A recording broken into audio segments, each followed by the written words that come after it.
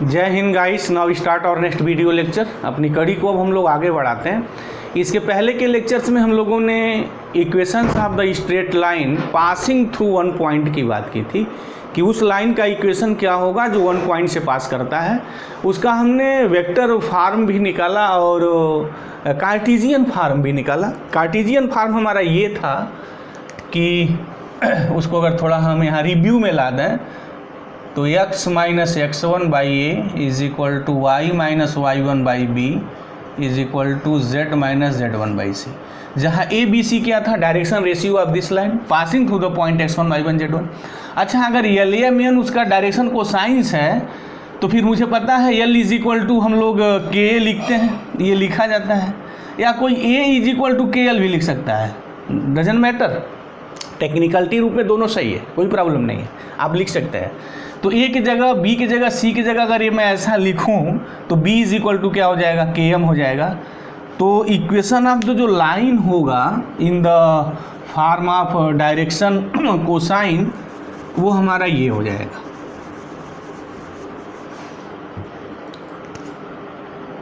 x minus x1 by l is equal to y minus y1 by m is equal to z minus z1 by n. अच्छा, this concept always keep in mind that this, अगर l m n direction cosines है तो ये बात है, ठीक है जी। और वेक्टर फॉर्म में इक्वेशंस जो लिखा गया था ताबड़तोड़ में लिख दूं, r is equal to A plus lambda B. उसकी थोड़ी बात मैं रिव्यू में ला दूं कि जहाँ a था जिस पॉइंट से पास कर रहा था उसका कोऑर्डिनेट x1 y1 z1 था और उसका पोजीशन वेक्टर a था, और b जो वेक्टर था वो उसका जो डायरेक्शंस था वो लाइन का डायरेक्शंस था, मतलब पैरेलल थी, वो जो लाइन थी इस वेक्टर b के पैरेलल थी, तो उसका वेक्टर फॉर्म है, ठीक है। अब हम क्या करने जा रहे हैं कि हमने यूनिक्वली एक्सप्रेशंस की जब बात की थी तो कहा था कि स्पेस में किसी लाइन को यूनिक्वली हम लोग एक्सप्रेस कर सकते हैं। पहली बात, जब एक पॉइंट पता हो और डायरेक्शन पता हो। दूसरी बात, अगर दो पॉइंट हमें पता हो कि अगर दो पॉइंट पता है तो हमेशा एक यूनिक लाइन ही होती है, ये केवल एक ही लाइन पास कर सकती है। तो ये दो मेरे स्टार्टिंग के बड़े स्ट्रांग मेथड हैं इक्वेशन ऑफ द लाइन निकालने का। पहला, एक पॉइंट से गुजर रहा हो, डायरेक्शन गिवन हो। सेकंड, दो पॉइंट दिया हो। तो हम सेकंड की बात करने जा रहे हैं। ये जो मेरा लेक्चर है वो सेकंड पे है कि equation of line passing through two points कैसे निकालेंगे। देखा जाए इसको, equation of line passing through two points, और ये हमारे जो 2 पॉइंट्स हैं उनमें एक पॉइंट का कोऑर्डिनेट x1 y1 z1 है और दूसरे पॉइंट्स का जो कोऑर्डिनेट है वो x2 y2 z2, ठीक है जी। अब यहाँ घर बनाने की कोई ज़रूरत नहीं है, वेक्टर ट्रीटमेंट बड़ा ज़बरदस्त ट्रीटमेंट है, क्योंकि विदाउट फिगर बनाए ना, यानी विदाउट फिगर का मतलब है कि बिना कोऑर्डिनेट ज्योमेट्री का घर बनाए हुए हम अपनी बात कह सकते हैं कि जैसे हमें सबसे पहले अभी vector form of the equation निकालना है कि उस लाइन का वेक्टर इक्वेशन क्या होगा जो दो पॉइंट से पास करता है। तो देखिए, मान लीजिए कि ये मेरी लाइन है जो दो पॉइंट से पास करती है। एक पॉइंट A है जिसका कोऑर्डिनेट x1 y1 z1 है, और एक पॉइंट B है जिसका कोऑर्डिनेट x2 y2 z2 है। तो इस लाइन AB का हमें इक्वेशन निकालना है। तो वेक्टर फॉर्म जब भी निकालना है तो वो जो ओरिजिन है आपकी कहीं है, this is the fixed here. अच्छा, OA मिला दीजिए, ये इसका पोजीशन वेक्टर हो जाएगा, और मान लीजिए इस OA को हम A कह दे रहे हैं।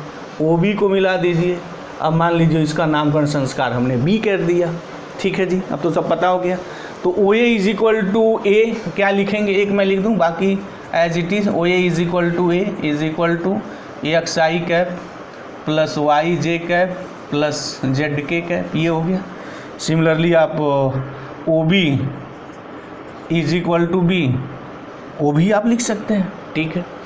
अब हमें जब इक्वेशन ऑफ लाइन निकालना है तो कैसे निकालते हैं, मेथड क्या है, रूल क्या है कि इस AB पर आप कोई भी पॉइंट ले लीजिए, जनरल पॉइंट P जिसका कोऑर्डिनेट आप XYZ लिखते हैं।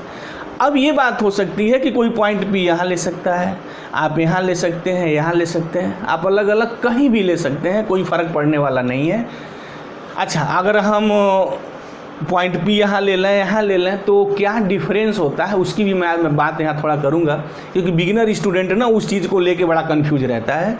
तो उस चीज़ को बड़ा सीरियसली वॉच करना है कि पॉइंट P याद तो करना नहीं है, तो कितनी चीज़ें मैथमेटिक्स में याद की जाएंगी कि पॉइंट P हम यहाँ लें, यहाँ लें, यहाँ लें, क्या टेक्निकलिटी होती है अगर पॉइंट में पोजीशंस अलग अलग ले लूँ। तो चलिए मैं अभी पॉइंट एक P मैं यहाँ ले रहा हूँ, ये कहाँ ले लें, यहाँ ले लें, यहाँ ले लें, चलिए मैं यही ले रहा हूँ, मैंने ले लिया दिस पॉइंट P, और इसका जो कोऑर्डिनेट है जनरल क्या लिखते हैं, XYZ। तो जो OP लिखा जाता है वो तो फिक्स होता है, पोजीशन वेक्टर जनरल पॉइंट का this XI cap plus YJ cap plus ZK cap this. अब अगर मैं AP निकालूं तो AP इज इक्वल टू क्या होगा, सबको पता है OP माइनस OA, और OP माइनस OA का मतलब हो गया vector R minus A this. अगर मैं यहाँ PB निकालूं तो PB क्या होगा, OB माइनस OP दिस। या अगर मैं AB निकाल लूँ तो फिर OB माइनस OA होगा। अच्छा PB की मैं बात कर रहा था ना, तो मैं वो भी निकाल लेता हूँ, आप चिंता मत करिए, ये मत समझिएगा कि सर क्यों नहीं इस बात को हटा दिए हैं, जब लिखे थे तो लिखे रहे, चलिए हमने लिख दिया। अच्छा AB is equal to OB minus OA है, और ये है B और ये है माइनस है, ठीक AB। अब ज़रा यहाँ देखिए, ये जो वेक्टर AB है और जो वेक्टर AP है कैसे हैं, vector AP this vector and vector AB this vector, line same line, मतलब दीज आर द कोलिनियर्स हैं और पैरेलल हैं, बात एक ही है। तो अगर दो वेक्टर्स कोलिनियर हैं, कोई वेक्टर से है और B है, अगर ये कोलिनियर्स हैं या पैरेलल हैं तो A इज इक्वल टू हम लोग लैम्डा B लिखते हैं। ये हमारा कंसेप्ट है कि किसी भी दो वेक्टर्स जो आपस में पैरेलल हैं या कोलिनियर हैं उनके बीच में रिलेशन ऐसा लिखा जाता है। This is the strong concept for two parallel और कोलिनियर वेक्टर्स, ठीक है। तो ये इसके पैरेलल हैं, तो since AB parallel to what AP, तो क्या लिखेंगे हम, दो बात लिख सकते हैं, AB is equal to lambda AB भी लिख सकते हैं और AB is equal to lambda AP भी लिख सकते हैं। तो यहाँ एक चीज़ ध्यान देते हैं कि जो R है ना उसके साथ लैम्डा नल है ना, ले लेंगे तो कोई फ़र्क नहीं पड़ता है, बट वो लिखने की जो मेरी परंपरा है, जो ट्रेडिशन है ना, हम लोग जहाँ वेक्टर R आता है प्रयास करते हैं लैम्डा का मल्टीप्लिकेशन वहाँ ना हो। एक चीज़ आप ध्यान में रखेंगे। अच्छा अगर यहाँ लैम्डा का मल्टीप्लिकेशन हो जाएगा तो क्या होगा, अभी हम उसके बारे में फर्दर अवे एनालिसिस करेंगे। वो कंसेप्ट वहीं आ जाता है कि पॉइंट P हमें यहाँ लें, कहाँ लें, ठीक है। चलिए अब AP is equal to lambda AB हो गया, तो अब आप AB लिख दीजिए। AP क्या है, R माइनस A, तो this is the R minus A is equal to lambda, और AB क्या है, AB मेरा B माइनस A है दिस, तो R is equal to lambda B minus A plus A हो गया। ये हो गया हमारा this for all point of P। ये जो कंडीशंस होगी हर P के लिए सेटिस्फाई करेगा, तो हर P के लिए सेटिस्फाई करेगा, यानी हर XYZ के लिए सेटिस्फाई करेगा। हर XYZ का मतलब क्या कि AB पर जो पॉइंट XYZ आप कहीं भी लिखेंगे वो इस रिलेशन द्वारा सेटिस्फाई होगा। तो कहने का मतलब क्या हुआ कि वो पॉइंट लाइन AB पे पड़ेगा, मतलब कि this is the equation of the straight line AB। तो यह उस लाइन का इक्वेशन है जो पॉइंट A और B से पास करता है, पॉइंट A और B से, जिसका position vector A and B है। तो this is the vector equations of the straight line. अच्छा अगर मान लीजिए कोई स्टूडेंट अगर इसको ऐसे लिखता है, ध्यान में नहीं है उसे, वो ऐसे लिख के सॉल्व करने लगा, सर यू मैं ले लिया AB is equal to lambda AP, तो कोई फर्क नहीं पड़ता है। तो AB क्या है, तो यहाँ ये हो गया B माइनस A, अब यहाँ हो जाएगा लैम्डा, AP क्या होगा, AP is equal to R minus A है। तो चलिए अब लैम्डा इधर लाएगा तो 1 बाई यहाँ लैम्डा हो जाएगा, और 1 बाई लैम्डा टेकिंग भी अनदर कांस्टेंट, कोई कांस्टेंट आप K ले लीजिए या C ले लीजिए, कोई फ़र्क नहीं पड़ता है, क्योंकि लैम्डा जो है वो 0 नहीं है। तो अगर लैम्डा 0 नहीं है तो 1 बाई जो लैम्डा होगा वो प्रॉब्लम क्रिएट नहीं करेगा, तो अब लिख सकते हैं कोई प्रॉब्लम, बट वो चीज़ ऐसे अब आने लगेगी। इसलिए इस चीज़ को ध्यान देते हैं, जिधर R हो एक कंसेप्ट बन जाता है, एक ट्रिक बन जाती है कि जिधर आर आर आर हो उधर आप कांस्टेंट से मल्टीप्लिकेशन न लें फॉर सिंप्लिसिटी, लेकिन अगर आप ले लेते हैं तो रिजल्ट पे कोई इफेक्ट पड़ने वाला नहीं है। तो चलिए जी ये तो हो गया हमारा, this is the vector form of the line passing through 2 points. अब हम इसकी बात करेंगे कि कार्टेशियन में हम लोग क्या लिखेंगे। तो चलते हैं देखते हैं। पॉइंट पी का कंसेप्ट समझ में आ गया होगा। वही पॉइंट पी अगर ए बी के अंदर लेंगे, बाहर लेंगे या इधर उधर लेंगे तो फिर वही लैम्डा इधर उधर होता है और वो कोई प्रॉब्लम की चीज़ नहीं है, वो उसके पीछे वो कंसेप्ट लॉजिक वही है। तो चलते हैं अब इसका हम लोग कार्टेशियन फॉर्म लेते हैं, क्या आएगा। अब कार्टेशियन फॉर्म कैसे निकालेंगे, सीधा सपाट आर क्या लिखेंगे, हम इसको इधर लेते हैं, अब थोड़ा डायरेक्ट लिख दें आर माइनस ए। अब तो इतनी नॉलेज बढ़ ही गई है कि मैं डायरेक्ट लिख सकता हूँ। ये आर माइनस ए का मतलब ऐसा होगा x minus x1 i cap plus y minus y1 j cap plus z minus z1 this is the k cap. ये हो जाएगा लैम्डा। जब इसको b माइनस ए को सॉल्व करेंगे तो ऐसा आएगा x2 minus x1 i cap plus y2 minus y1 j cap plus z2 minus z1 k cap, ये होगा दिस। अब यहाँ दो वेक्टर्स इक्वल हैं तो आई जे के जो कोफिशिएंट्स होंगे वो सेम होने चाहिए। मतलब ये है कि x माइनस x1 जो होगा वो लैम्डा x माइनस x2 होगा। तो नीचे ज़रा ला दें यहाँ x2 माइनस x1 ये लैम्डा आ जाएगा। Similarly y minus y1 by y2 minus y1 ये m आ जाएगा and z minus z1 upon z2 minus z1 ये मेरा n आ जाएगा। Sorry lambda, sorry this is the lambda. इसकी मीनिंग होगी सारे लैम्डा सेम हैं तो x minus x1 upon x2 minus x1 is equal to y minus y1 upon y2 minus y1 is equal to z minus z1 upon z2 minus z1। तो this is the equation of the straight line passing through 2 points x1 y1 z1 and x2 y2 z2। ये बात है मेरी, ठीक है जी।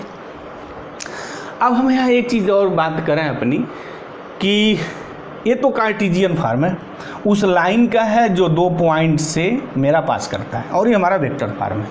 इसको एक तरीके से मैं और भी प्रूफ कर सकता हूँ। वो प्रूफ मेरा कैसा है, इससे इजी है, मतलब चुटकी बजाते ही मैटर को मैं फिनिश कर सकता हूँ। जैसे हमने ये लिखा है, एक इसका इक्वेशन है, यह उस लाइन का इक्वेशन है जो एक पॉइंट से पास करता है। यहाँ हमारे पास 2 पॉइंट हैं, एक का कोऑर्डिनेट x1 y1 z1 है, दूसरे का x2 y2 z2 है। तो हमें ये पता है कि किसी लाइन का इक्वेशन जो एक पॉइंट से पास करता है वो ये होता है x minus x1 by a y minus y1 by b is equal to z minus z1 by c, ये होता है, ठीक है। और जहाँ ए बी सी क्या है, उस लाइन का डायरेक्शन रेशियो है। डायरेक्शन कोसाइन भी हो सकता है, तो डायरेक्शन कोसाइन होगा तो a square plus b square plus c square 1 होगा, अगर नहीं है तो फिर कोई बात नहीं। तो डायरेक्शन रेशियो है तो है रहेगी। डायरेक्शन कोसाइन तब कहेंगे जब ए स्क्वायर बी स्क्वायर सी स्क्वायर 1 हो जाएगा। बार बार इस चीज़ को मैं बोलता रहता हूँ ताकि दिल और दिमाग में चीज़ बैठी रहे। अब ए कैसे निकालेंगे, इसके पीछे हम लोगों ने इसके पहले के लेक्चर्स में निकाला था कि अगर ये 2 पॉइंट्स हमें गिवन हो, एक x1 y1 z1 है और एक x2 y2 z2 है, ये हैं हमारे, तो इन पॉइंटों को मिलाने वाली जो लाइन होगी उसका डायरेक्शन रेशियो कैसे निकालते हैं, x2 माइनस x1।